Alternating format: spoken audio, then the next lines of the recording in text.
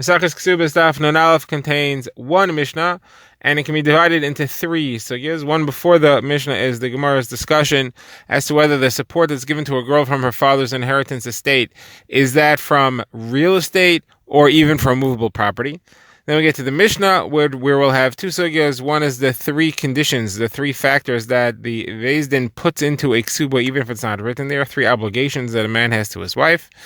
And the second and the third sugya for the daf is also mentioned in the Mishnah, and that is the halachos of redeeming a woman who is captured. When do we say tchilaso b'pshia v'sofa ba'onis? What is the halacha? What is the halacha of a woman who's captured and the obligation to redeem her? So let's begin. We're concluding our last discussion, which was we know that when a man dies, his inheritance goes to his children. The way it generally breaks down is that the inheritance property, if there are sons and there are daughters or a daughter, the inheritance belongs to the sons. And from that inheritance property, money is taken to support the daughters and to support the wife. Now, we've been discussing that money that's taken to support the daughters, to give them financial support, is that land only, or is that even from movable property, which is part of the estate of the dead father, which is now the inheritance of the sons? So the Gemara said it's Machlokes Rav and Shmuel. Rav holds that it is only from real estate, not from movable, only real estate. Now, there's other types of money that's given to the daughter as well. We talked about the nadin, the nedunya that's given to her as a dowry to bring into her marriage when she gets married. The Gemara now brings an incident that happened with Rav. The Gemara says that there was a Yasam and a Yisoma, that is, there were an orphaned boy and girl. They were young, so their estate was managed by a guardian of the court. It was managed by an apotropos, and the estate belonged to the sons, like an inheritance, and therefore they were using the money of the estate to feed the sons, as it belonged to them, and they were also taking from that estate to give mizonos, to give financial support to the daughter. So Gemara says that Rava said to them, you should take money from the estate, even from the movable property, you should take to feed the Yisoma. Not only from the real estate, but even from the movable, you should take to feed the girl. So Gemara questions is that Rava argued on Shmuel. Rava didn't hold that you can use movable property to give the mizonos from the inheritance to the girl. Rava said you can only use land. So Gemara said that Rava's response is that he was saying there's a different way which we can strategically get money to feed the daughter here. And that's not only from the obligation to support her from the estate, but it's actually part of the obligation to use the money correctly to take care of the sons. The sons here own the money. The apotropos is taking care of them with their own estate. So the court-appointed apotropos will give the sons everything they need. It's their money. We're just managing it for them. One of the things which we may give them is someone to help them, someone to serve them, to wash their clothing, to serve with them, to take care of them. So the sister can do that. We can have that money actually be allocated to the sister in order to do that. So that's what we're doing here. We're saying that the sister has the role of taking care of the brother, and therefore the support can be given from the movable property. In a B'Torah, it's being given to the son, it's being given to the daughter, because it's being given to the daughter to take care of the son. Another Gemara brings a brisa which shows that this question of do you use movable property to support the daughters is actually a machlokes tanaim. So the brisa quotes Rebbe and Rav Shimon ben Elazar. Rebbe states his opinion very briefly. He says both movable property and real estate are used to feed the almana, the wife, and the daughter. So he clearly says that it is. Rav Shimon ben Elazar says that it's not. The way he phrases it is that he says when you divide up the estate, you divide up the movable property different than the non-movable. He says it can all be used, it should all be shared equally amongst the sons. You can't allow one son to take more over the other one. It should all be shared equally amongst the daughters if there are no sons. That is, if there are no sons, the daughters divide the estate among them, they inherit it. So that's also shared equally. You can't allow an older daughter to take advantage of a younger one. You also, if there are sons and daughters, you make sure that the sons get the inheritance, because the daughter, if you have an older daughter and a younger son, they can't take advantage of the young sons and take the inheritance. It has to be given to the older sons. And then the one place in which they're different that is in which movable property and real estate are different is as far as taking the estate from the sons to financially support and feed the daughters. There you'll only do it from real estate and not from movable property. So that's where Rav Shimon ben Elazar is different than Rebbe. So Gemara says, what is the halacha? Generally the halacha is like Rebbe over everybody else. However, in this case the halacha is like Rav Shimon ben Elazar, and that's based on Rava, who says that you use karka, you use real estate and not movable property for the ksuba, for the mizonos of the daughter, and for the parnasa, that is for the nedunya that's given to take with her into her marriage. Now, halacha l'maisa, we don't go with this psak. There's a takana of the Gaonim many years later that we do use movable property for all the purposes of supporting the children. All right, now we'll begin the Mishnah and our second sugya. The Mishnah teaches us 4 factors in which a husband is obligated to provide to his wife by court order, and even though he doesn't write it in the ksuba, the obligation is still there. What are they? So first of all, there's the minimum ksuba of 200 zuz to a basula and 100 zuz to an almana. Even if he writes less or he doesn't write anything in the ksuba, it's still as if it's written there. It's a tanai based in, it's court ordered. He can't negotiate a different arrangement. Now, second thing is if he does not give her proper security to collect this ksuba. So generally, the ksuba will say in it that property that's worth 200 zuz secures the 200 zuz obligation. Or he'll write a simple expression, which is what we write. He writes, all my property is used, there's a lien on everything I own to secure this obligation. Now, if he writes differently, if he writes that the only lien is on a specific field and that field is not worth 200 zuz, it's void, because the lien to collect the ksuba is on all the property, not on what he wrote. He can't, again, negotiate a different or minimize this obligation because it's a court-ordered rule. Now, the third halacha is that he has to redeem her if she gets captured. He has to redeem her and take her back as his wife if he's not a Kohen, because he's allowed to. If he is a Kohen, he has to take her and restore her to the city. He cannot say, you know what, I'm divorcing you, here's your get, and I'm also giving you your ksuba, use your ksuba money to redeem yourself. That way he saves a little bit, because he's going to have to pay her ksuba eventually anyway, likely. So here he has to pay money to redeem her and pay her ksuba later. So he wants to say, you know what, just take your ksuba and redeem yourself. He can't do that. He has to redeem her and then pay the ksuba separately. Same thing is true if she gets ill. He has to pay her medical bills and costs. And again, he can't say, take your ksuba, I'm divorcing you, and pay your own costs. He's not allowed to do that. That's the fourth obligation. That's part of the Tanai ksuba. The Gemara now asks, who is the author of this Mishnah? And the problem is that we have 2 halachos which seem to have contradictory authors. There's one that has to be Rabbi Huda, and there was one that has to be Rabbi Meir, and they disagree with each other, so who could it possibly be? So the Gemara is going to show first what they are, show the sources of these machlokes in Rabbi Huda and Rabbi Meir, and then explain how it could fit either with Rabbi Huda or with Rabbi Meir, whichever we prefer. So the first halacha the Gemara wants to focus on is the halacha that the husband cannot arrange a lesser ksuba. He said that it has to be 200 for a basula, 100 for an almana. It can't be less. So he can't, let's say, speak to her and say, you know what, I only want to give you 100 if you're a basula and 50 if you're an almana. Now, that is Rabbi Meir's opinion. We have a Mishnah where he says that there's no way out of that. Rabbi Yehuda says there is a way that he can negotiate a lower ksuba if she's willing to agree. And that's that he writes the full ksuba, the full amount in the ksuba, but then she writes him a receipt for half of it.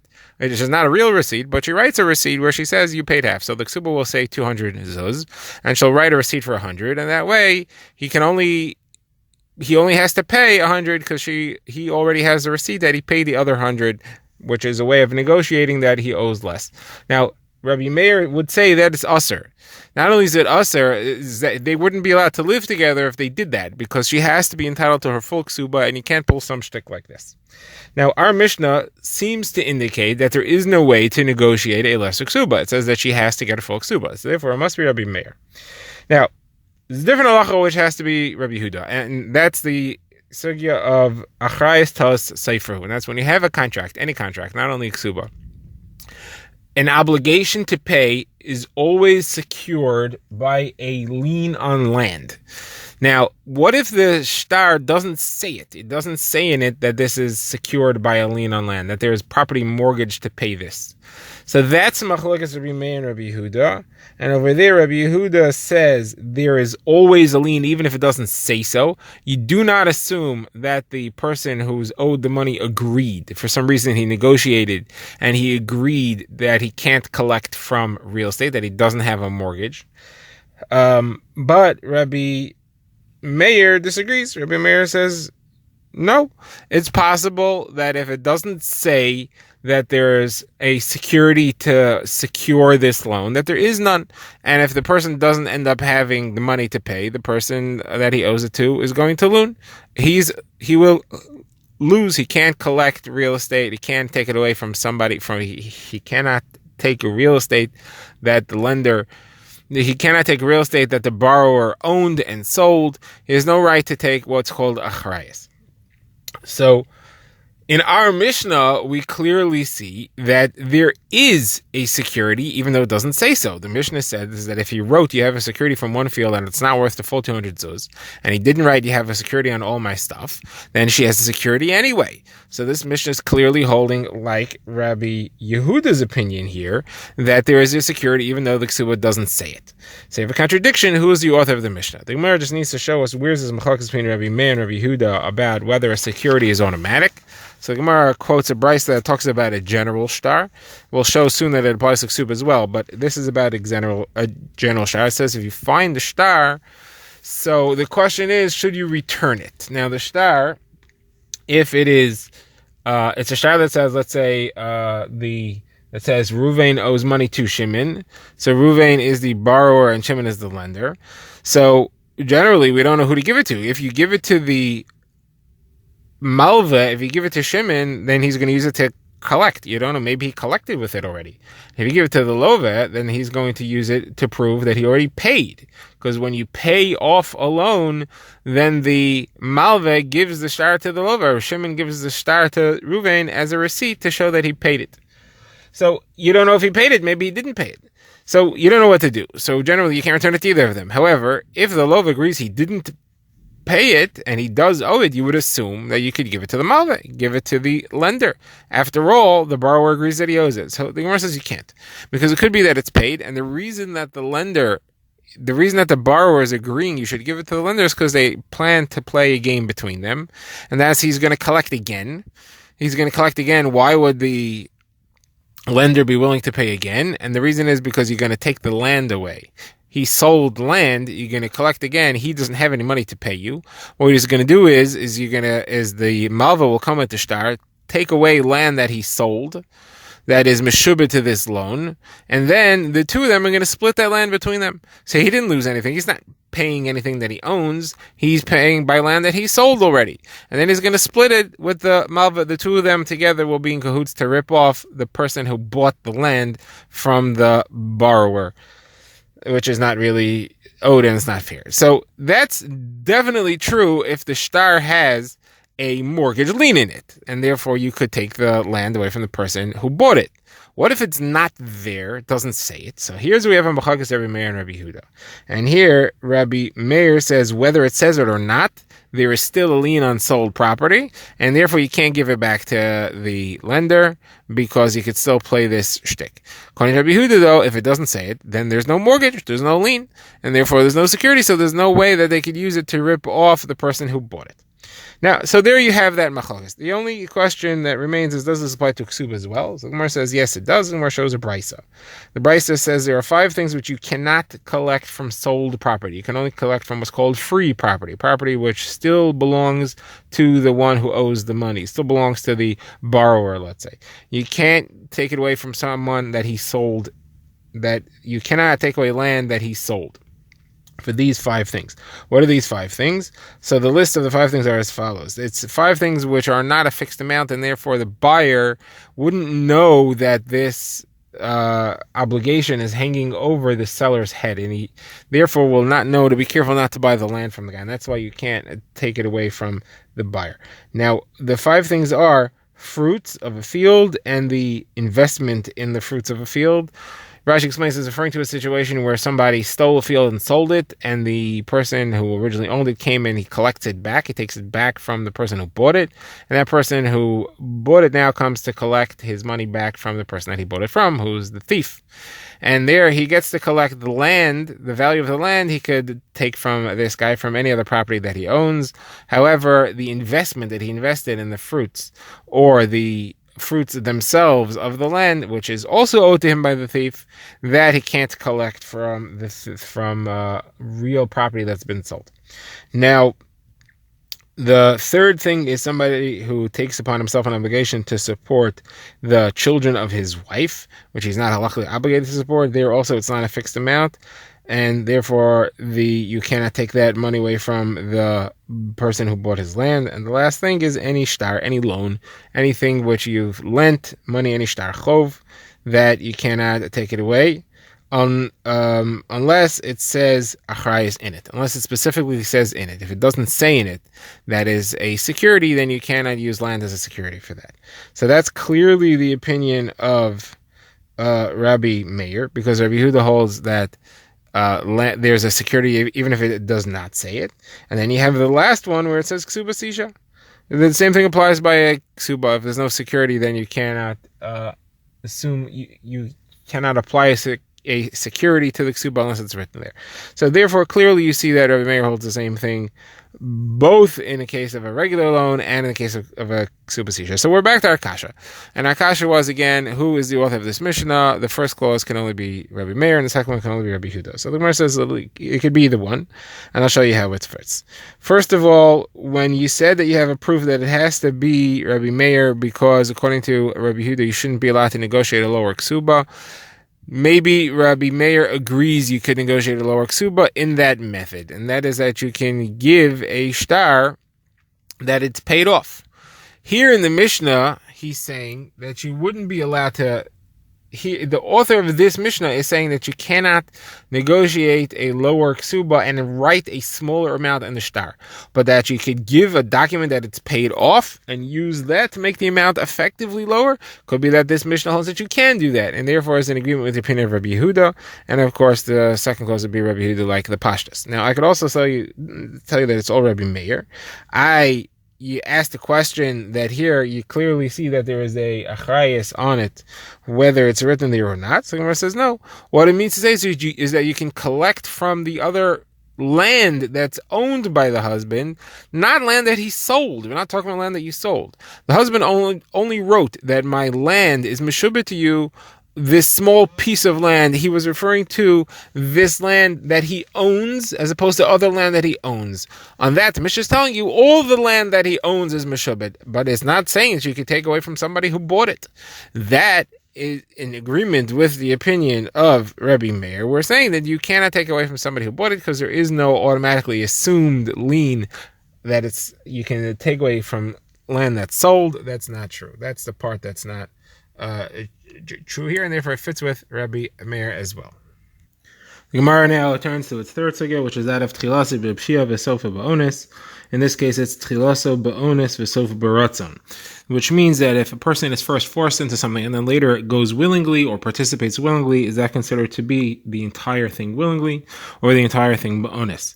So the Gemara says, what's it relevant to? A woman who's raped. What happens if at the end of the Maisa she actually participates willingly? Is that considered to be that she is a willing participant and therefore she's usher on her husband? Or do we say that since she was only involved in the thing in the first place because she was forced into it, the entire thing is not her responsibility and therefore she's mutter to her husband? So Gemara says it's a machlokas between Shmuel's father, Avud Shmuel, and Rava. Shmuel's father says we would say that she's usher to her husband. As a matter of fact, he goes even further to say that any woman who's raped, even if her husband's a Yisrael, is usher to her husband, because we're afraid that maybe she was a willing participant in the end of the Maisa. We don't know. Maybe she, at some point, turned to actually to participate willingly, and therefore she's usher on her husband, like any Mizana Baratzon.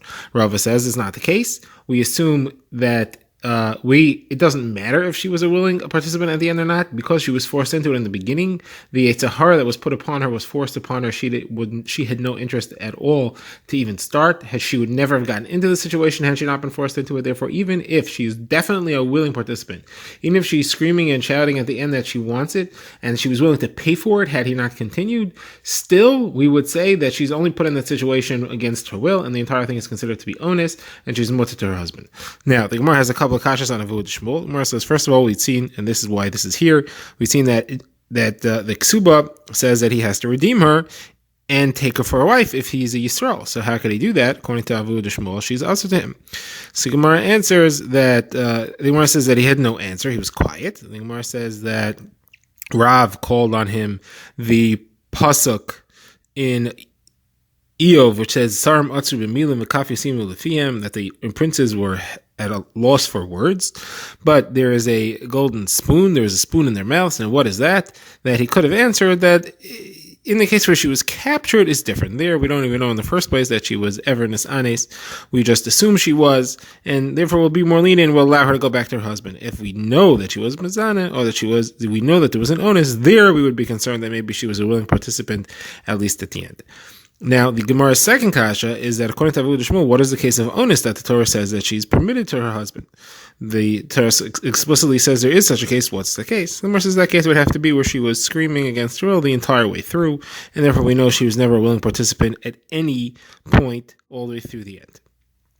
Now, the Gemara says there's a brisa that supports Rava, and there's another brisa which may support Avud Shmuel. The brisa that supports Rava is about how do you learn the pasuk v'hilo nispasa. In the discussion of the sota, it says that the sota is aser because she wasn't forced, she wasn't captured. V'hilo nispasa. So Gemara makes a diak. Had she been forced, she would be mutter. Now, the two halachas therefore we have that a woman who is willing participant in znos is aser to her husband, and a woman who's forced into it is mutter to her husband. But it says v'hi. That's a limiting statement. Only this one is a supply. So what's being limited? So here we have three different explanations as to which of these two halachas is being limited and what is being excluded. So Rava says what's being limited is the pasuk itself that says that if she is a willing participant, she is aser.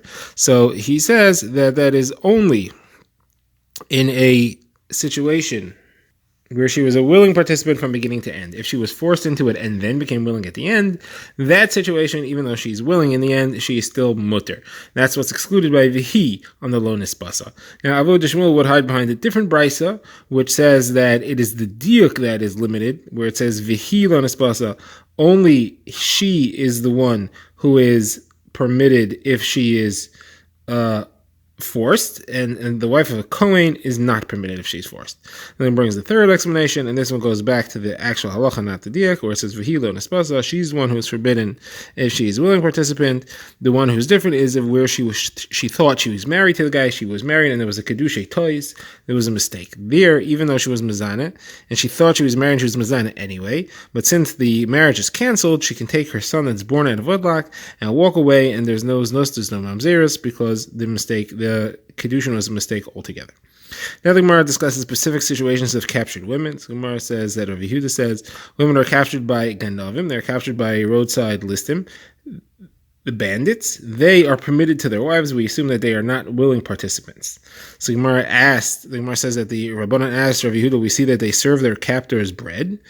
It seems to show that they are willing and happy to be there. Gemara says, no, they are doing that because they're afraid. That's a way of currying favor so that they don't get mistreated worse. Gemara says, but they are actually assistants during wartime. They would hand arrows to the fighters. Gemara says that's also because of fear.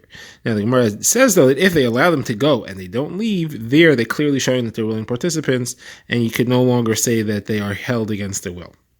And then Gemara brings a brisa about shvuyei malchus, women that are taken to the king for the king's use. So do they count as listim or do they count as shvuyin? What are they? So the Gemara says they are like shvuyin, they are real captives. And they are mutter to their husbands as well. Ones that are taken by listim, though, by the bandits, they are not like captives, implication being that their husbands, they would be usher to their husbands. So Mara asks, there's a brisa that says the opposite. There's a brisa that says that ones taken by the king, those are mutter, and the ones taken by the listim, those are usher. So there's one each way. So there's a contradiction: king captives against king captives versus listim against listim. As Gemara says, that's not a kasha. Two types of kings, two types of listim. Two types of king is Achashverosh and Ben Netzer, and two types of listim is Ben Netzer and regular listim. Who's Ben Netzer? He was a leader of a group of listim, so he's both a king. Relative to Achashverosh, he was a listim. Relative to listim, he was a king, but quite different than the other ones. So, in the case of Achashverosh, there, she knows she's not going to marry Achashverosh. Achashverosh takes many wives to his harem. She's not going to become the queen, and therefore she's not a willing participant. She's being forced the whole way through. In the case of Ben Netzer, though, it could be that she thinks she will become a smaller king. She could think that she will become the queen, and therefore she is a willing participant, possibly, and therefore she's usher. Now, in the case of listim, so there you have the listim of Ben Netzer. That's a very high quality list. Though he is a bandit, still he's a high level bandit, and therefore it could be that she wants to be his wife, and therefore she's a willing participant. In the case of other listim, she doesn't even want to marry them, therefore there's no reason why she would participate willingly at all, and there she's definitely being forced, and she would still be mutter to her husband.